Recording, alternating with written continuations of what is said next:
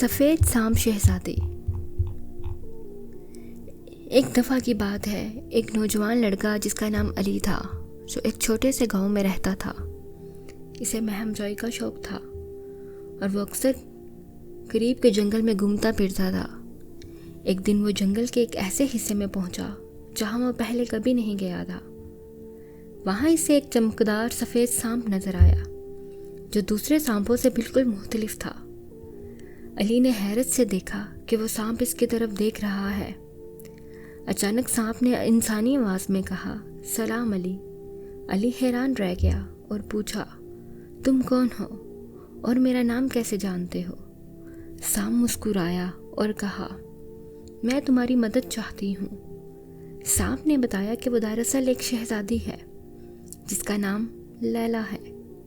ایک بدکار جادوگر نے اسے سانپ میں تبدیل کر دیا تھا۔ کیونکہ اس نے اس کی پیشکش کو ٹھکرا دیا تھا، وہ صرف سچے دل والے انسان کی مدد سے اپنی اصلی شکل میں واپس آ سکتی ہے۔ علی نے دل سے شہزادی کی مدد کرنے کا فیصلہ کیا۔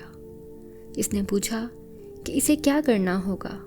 شہزادی نے بتایا کہ اسے جادوگر کے قلعے میں جا کر ایک جادوئی موتی حاصل کرنا ہوگا جو لعنت کو توڑ سکتا ہے۔ علی نے اپنے سفر کی تیاری کی اور شہزادی کی دی گئی ہدایت پر عمل کرتے ہوئے جادوگر کے قلعے کی طرف روانہ ہوا۔ راستے میں اسے مختلف مشکلات کا سامنا کرنا پڑا، لیکن اس کا عزم مضبوط تھا۔ راستے میں علی کا سامنا جنگل کے محافظ ایک دیو ہیکل درخت سے ہوا جو کسی کو بھی آگے نہیں جانے دیتا تھا۔ علی نے اپنی ہوشیاری سے اسے قائل کیا اور آگے بڑھنے کی اجازت حاصل کی۔ اگلا چیلنج ایک پہاڑی دیو تھا جو قلعے کے راستے میں کھڑا تھا۔ دیو نے علی کو ایک معمہ حل کرنے کو کہا۔ علی نے معمہ حل کر لیا اور دیو نے اسے گزرنے دیا۔ علی کو ایک جادوئی جھیل پار کرنا تھی جس میں خطرناک مخلوقات رہتی تھی۔ شہزادی کی دی گئی ایک جادوئی شیشے کی مدد سے اس نے جھیل کو محفوظ طریقے سے پار کیا۔ جادوگر نے قلعے کا دروازہ جادوئی تالوں سے بند کیا ہوا تھا۔ علی نے شہزادی کی بتائے گئے منتر پڑھ کر دروازہ کھول دیا۔ قلعے کے اندر علی کو بھول بھلائیوں کا سامنا کرنا پڑا۔ اس نے اپنی سمجھداری سے راستہ تلاش کیا اور آگے بڑھتا گیا۔ آخرکار علی کا سامنا جادوگر سے ہوا۔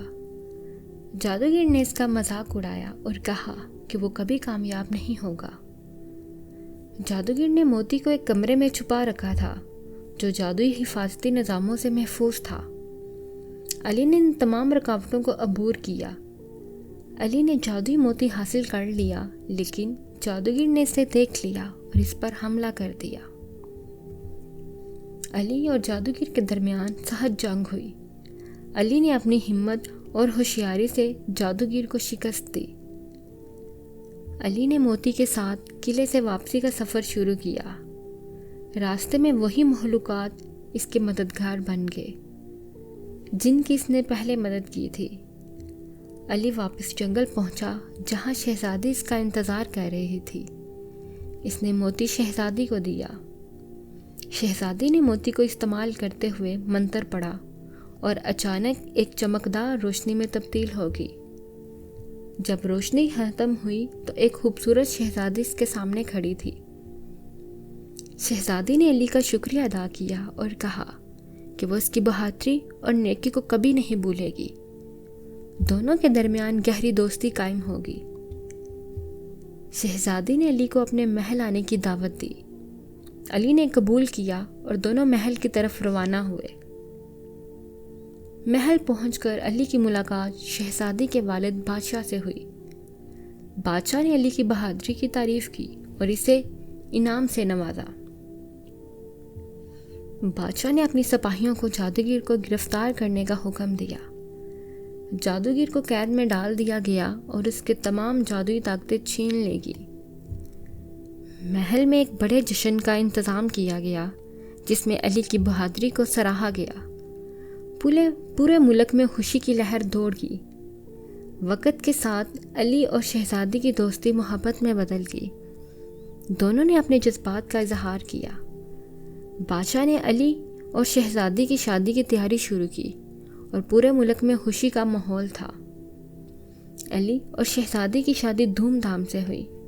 دونوں نے مل کر ملک کی خدمت کی اور ہمیشہ خوش رہے۔